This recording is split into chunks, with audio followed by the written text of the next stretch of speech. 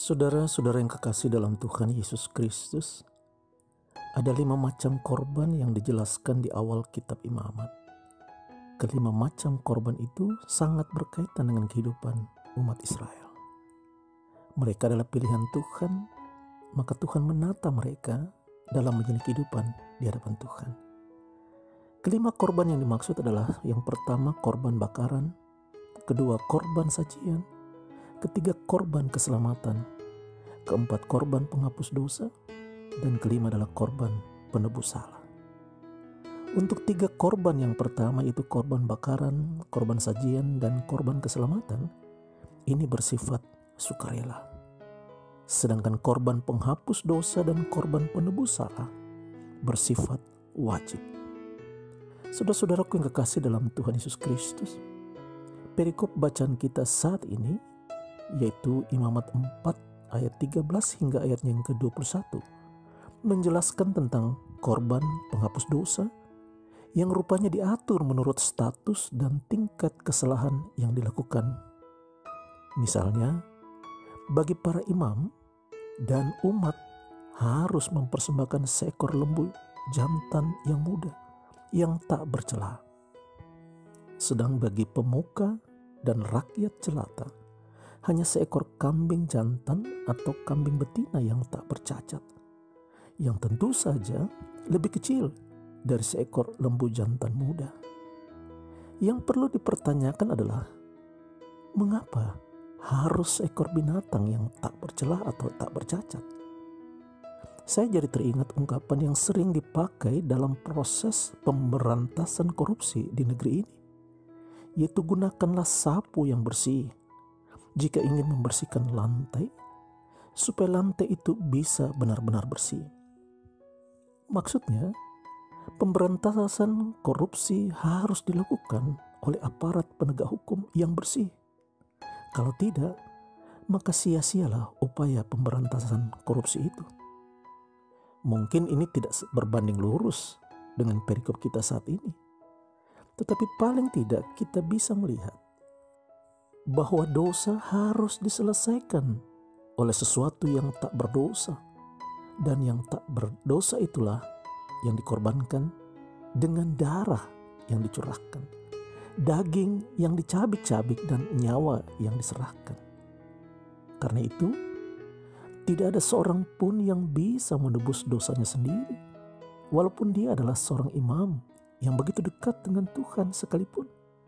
Karena siapapun dia tetap manusia yang berdosa. Tidak mungkin seorang yang berdosa menyelesaikan dosa manusia lain atau dosa dirinya sendiri, apapun kelebihan yang dia miliki. Nah, dalam masa perjanjian lama, hewan yang tak bercacatlah yang dikorbankan untuk menebus dosa manusia. Dan itulah yang diatur dalam kitab Imamat. Jadi saudaraku, jika kita simak baik-baik tentang aturan korban penghapusan dosa ini, maka setidaknya ada 2 hal yang sangat-sangat ditekankan di sini. Yang pertama, sejak manusia jatuh ke dalam dosa, kita menjadi makhluk yang tak berdaya membebaskan diri dari dosa.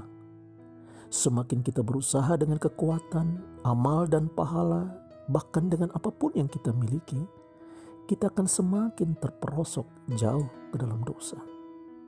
Kita selalu membutuhkan kekuatan lain di luar diri kita untuk mengangkat kita keluar dari lembah kenistaan dosa. Itu hal yang pertama, saudaraku. Hal yang kedua adalah hewan tak bercacat yang akhirnya dikorbankan supaya dosa manusia ditebus, ternyata sedang menunjuk pada diri Tuhan Yesus sendiri. Tuhan Yesus itulah sang domba yang tak bercacat.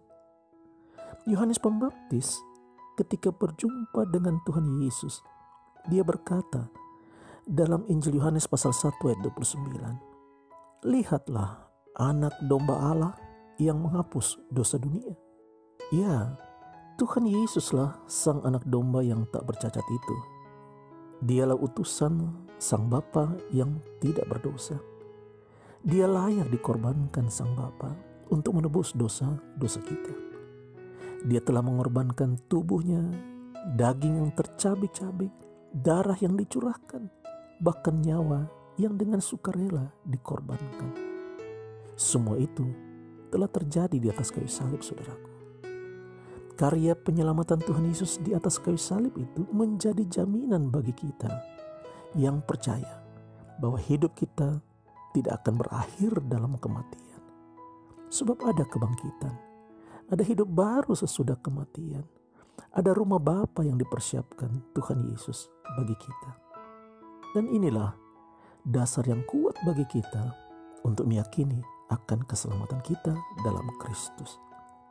Tapi jangan lupa, saudaraku, ini harus direspon secara positif oleh kita yang telah menikmati kasih Tuhan, dengan selalu bersedia mempersembahkan hidup yang seutuhnya dan yang terbaik bagi Tuhan Yesus. Baik saat hidup kita sedang mulus-mulus saja, maupun saat kita sedang dalam penderitaan, dalam pergumulan, dalam kesulitan sekalipun. Terpujilah Kristus yang selalu saja mengasihi kita dalam segala hal. Amin.